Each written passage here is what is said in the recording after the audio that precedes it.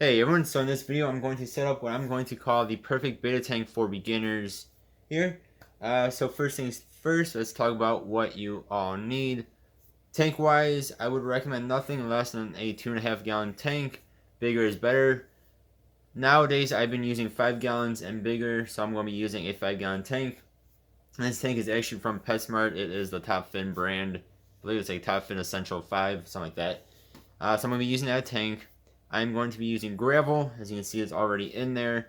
And I have 2 pieces of slate in there. Those are not necessary. I just like the look of them. But you do need some sort of substrate. I would recommend gravel. It's one of the best substrates for bacteria growth, which is, of course, a very good thing to have. So you need a tank.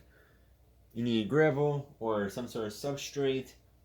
You will need a filter. I could not actually find the filter that came with that tank. It is somewhere amongst all my other fish stuff, I'm sure. I just could not find it for the life of me. So instead, I'm going to be using this little guy, which is a hang-on bag filter. You can get one similar to this off of Amazon. They're like 10 to 15 bucks. But if you do get the Top Fin tank or a Walmart tank, Walmart also sells kits. You get a filter with it, and that filter is actually really good. The one that comes with the Top Fin. It's actually adjustable and it's a good filter. I just couldn't find mine. So you will need a filter.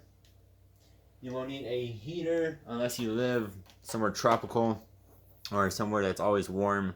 By me right now, it is getting into, well, it's fall, so it's getting cold out. Today's actually a pretty nice day, but it's been in the 30s and 40s. So you will need a heater. I am using, this one is actually a Tetra heater. It is 50 watts. So that's what I'm going to be using. This is preset. I believe it sets it at 76 degrees. No, now PetSmart, when you buy their Top Fin Essential tanks, they actually come with heaters. But not all kits will come with a heater. Then you'll need some sort of decorations or plants. I have a whole bunch here. These are all silk. So if you're going to be using fake plants, which I'm sure many beginners do use, I definitely recommend using silk over plastic. They are nice and soft. They will not hurt your betta in any way. Even this one that looks kind of pointy isn't. It's nice and soft. Otherwise, you can use live plants. And then on that note, I would also recommend getting either moss ball or moss. You can see in the little cups above my other 5 gallon tank that already has a betta in it. Those are moss, and actually some of it's some sort of grass. That my brother actually got for free from a guy. And he gave me 4 cups of them. So I'm going to be using that in here. But again, you can also use a moss ball. That just adds some nice coloring to it, and then some other, actually something else that's alive besides just the betta. And then I'm also going to be, if it'll fit, I'm not sure if they'll actually fit in here, but a cave is always a good thing. Some bettas use them, some do not. This one's a little bit scary. I'll have to make sure the betta doesn't hurt himself on here. I've used it in the past with good results, but this one I'm going to try and put in there if I have the room for it. And then you of course need treated water. If you are using tap water, I recommend using Prime. This is the best water conditioner you can get. Super, super good. This is like the best stuff. It's also super, super concentrated, so you don't have to use a whole bunch of it, especially if you have a 5 gallon tank. Otherwise, you can use, if you go to a local pet store, you can get RO water or DI water that is treated for you. But if you use tap water, you definitely need to treat your water. Then last but not least would be a hood. Bettas are jumpers. I've actually had, when I first got into doing fish, 15 years ago, 10, 15 years ago, when I was a wee little guy, I had fish jump out on me, bettas jump out on me, because I didn't know any better. But you definitely want a hood. And then a light. This one's a bit dusty, yes. Again, this is the hood that comes with the Top Fin tank. Again, if you get one from Walmart, it'll come with a hood as well, with a light. Now, first thing I'm going to do is add in my decorations. You can either add in your water first or your decorations first. Because I'm just using silk plants, except for the moss again, I'm just going to put them in here first. But if you want to use something that can come uprooted, such as actual live plants, I would recommend putting them in after you add in the water. But before I do all this, I do want to mention that you do want to put your tank in a spot that is, of course, on something sturdy, something that can hold up the weight of your tank. Depending on how much you have, how much water you have, or the size of your tank, of course, the weight will vary. So a 5-gallon tank here with water, well, with the water itself will weigh somewhere around 40-ish pounds. And with the gravel, you're talking probably close to 50 pounds. With everything else in here, so it's somewhere around, I would say somewhere around 40 to 50 pounds, maybe even a little bit more depending on how much gravel you use and whatever decorations you use in here.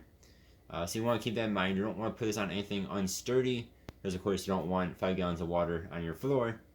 Also, you want to keep it away from windows because of drafts as well as sunlight. Sunlight will cause algae blooms, or algae to grow, not algae blooms, but algae to grow. So be mindful where you stick it. And of course, you also need to have a few outlets. You have to have one for the filter, for your light, and for your heater. And if you use other things that need electricity, of course, you have to have an outlet for those as well. So you also want to be mindful of that. And then one more quick thing I want to mention is to look over your silicone in the tank. Make sure that it is not destroyed. Make sure it is all there. Because again, you do not want a whole bunch of water on your floor. That is never a good thing. Even new tanks, sometimes they do not do the best job of siliconing up the sides or the bottom or whatever. So just make sure that your silicone is all good. Or if you buy a used tank and maybe it's super old and it might be cracking, the silicone might be cracking, that's not good. Then also look for actual cracks and gouges out of the glass itself, because again, you do not want water everywhere. So one more thing to be mindful of.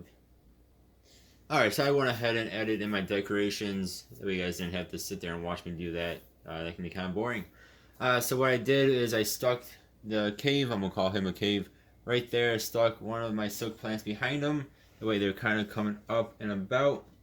Then I have one more silk plant here in the back, and then I did my one piece of slate with, again, a piece of my silk, or one of my silk plants behind that. That way, again, the silk plants kind of coming out from behind the piece of slate there. And I actually took out my red piece of slate as well, in place of these guys. That's in place of him. Now, I might go ahead and put this tiny little one in up front. We'll see. Maybe in the end I'll do that. Maybe somewhere up here. Now what I plan on doing is taking one of my moss cups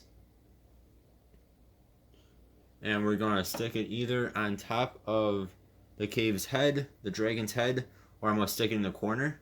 Or another thing I could do is just take it and lay it out, going all the way across the front. That might look pretty nice as well.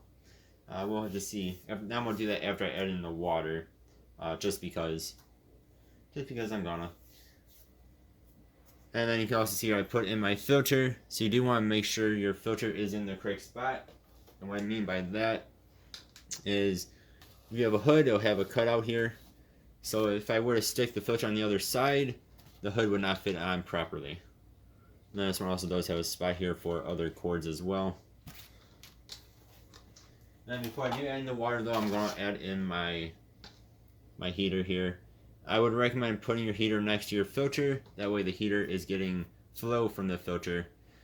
Some of the more, we'll call them advanced heaters, will not actually work properly if there's not enough water flow on them. So you do need to stick certain heaters right next to, pretty much underneath the filter. This Tetra one doesn't do that. But I've had other ones in the past. I think it was Fluval. They had to have, pretty much had to have it underneath or raised next to the filter. Otherwise, it just didn't want to work correctly. Now I'm going to go ahead and add in my water here. Again, I'm going to cut it out because, again, it's not very exciting to watch. But I'm going to go ahead and put in my heater and put in the water, and I'll be back. Alright, so now I've added in most of my water, but not up all the way. If you're going to be, especially if you're going to be adding in your decorations after you add in the water, do not put it up all the way, because of course when you put in your hand and put in the decorations and stuff, water will the water level will rise a bit. And if you have it too high, it could overflow. Not a good thing. And then I also changed up a little bit how my plants were. So I added in one more purple silk plant. And another thing I want to mention before we move on here is when you add in a heater, you do not want to plug it in right away. You want to leave it in the tank for at least 10-15 minutes. That way the heater gets adjusted to the water. It's a weird thing to say because I know it's not alive. But you do want to leave it in the tank for about 10-15 minutes, especially if your water is cold. Like mine is pretty cold. So you want to leave the heater in there before you just plug it in. And then with the filter, you want to clean out or wash, I guess, the filter cartridge before you use it, because there's usually some dust on it and some dust from the charcoal that's inside of it, the carbon that's inside of it. And then most filters you will have to add in at least some water before you plug it in to get them going. Some filters you don't have to, but most you will. You want to fill it up with water before you plug it in, because otherwise you can burn out the motor inside of the filter.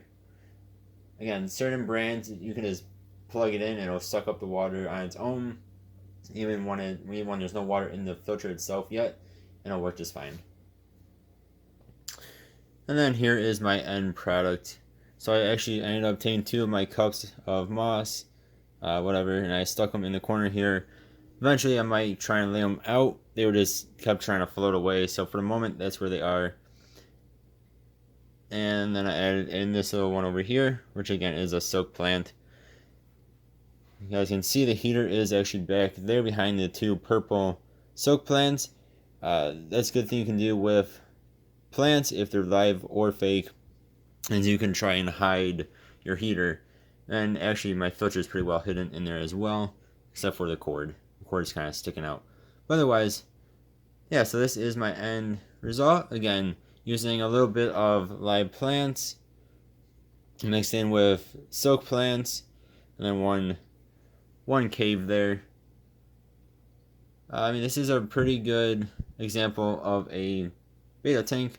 Again, this is 5 gallons. I would not recommend anything below 2.5 gallons. Really, even 5 is probably like fantastic for a betta. You have a bunch of room to work around with. Well, good amount of room to work around with. I mean, not a bunch, but a good amount. And then your betta can swim around. That's why I left the front all open so the betta can swim around. Some bettas will swim in and out of plants, some will not. Same with the cave, some will use the cave, some will not. Majority of them will. If you have one in there, they will go in it. And then they'll come back out, they'll play around in it. Same with the plants. So another thing to mention before we end this video is you do want to have, of course, some swimming room, as well as at least some place for them to hide as well here. And then one very important thing to mention is, well, 2 very important things to mention is, one is remember to acclimate the betta before you put them into the tank. And 2, make sure your tank is cycled before you buy the betta. There are many ways of doing, well, both of those things, but especially the cycling. If you don't know what that is, look it up on Google. It is very important, otherwise your betta will pretty much die a very bad death over time. Pretty much be poisoned over time from your ammonia and nitrates.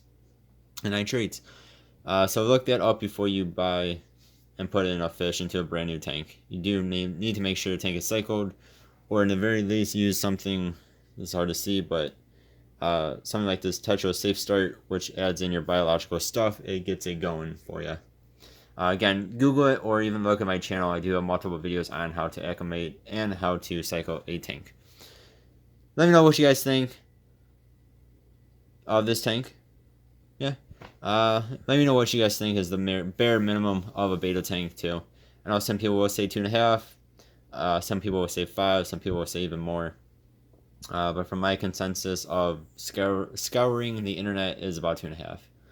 So, thank you guys very much for watching. As always, I really do appreciate it. And I'll see you guys next time. Have a good one. Goodbye.